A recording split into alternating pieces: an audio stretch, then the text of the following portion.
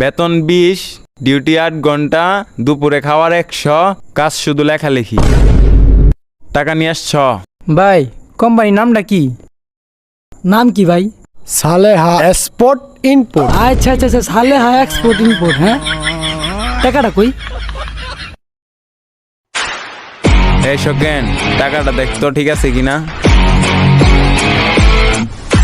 ঠিক আছে হতেন ভাই। তাহলে তোমরা দুজন কাজে লাগিয়া পড়ো। আমাদের সালেহা গ্রুপের কিছু প্রোডাক্টের নাম আছে, এগুলো লেখো, যত লেখবা তত বেতন বাড়বো। তাহলে তোমরা লেখো, আমরা বাইরে মিটিংটা শেষ করে আসতেছি।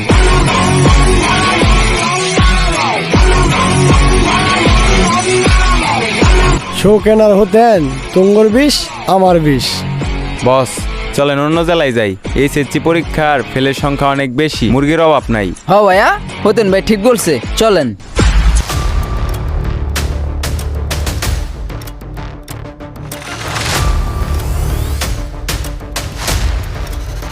শুধু নামমাত্র শিক্ষা নয়, জ্ঞানী হওয়া দরকার, মেধাবী হওয়া দরকার। তা না হলে এই সকল দুর্বৃত্তরা চাকরি দেবার নামে লক্ষ লক্ষ টাকা হাতিয়ে নিয়ে চলে যাবে।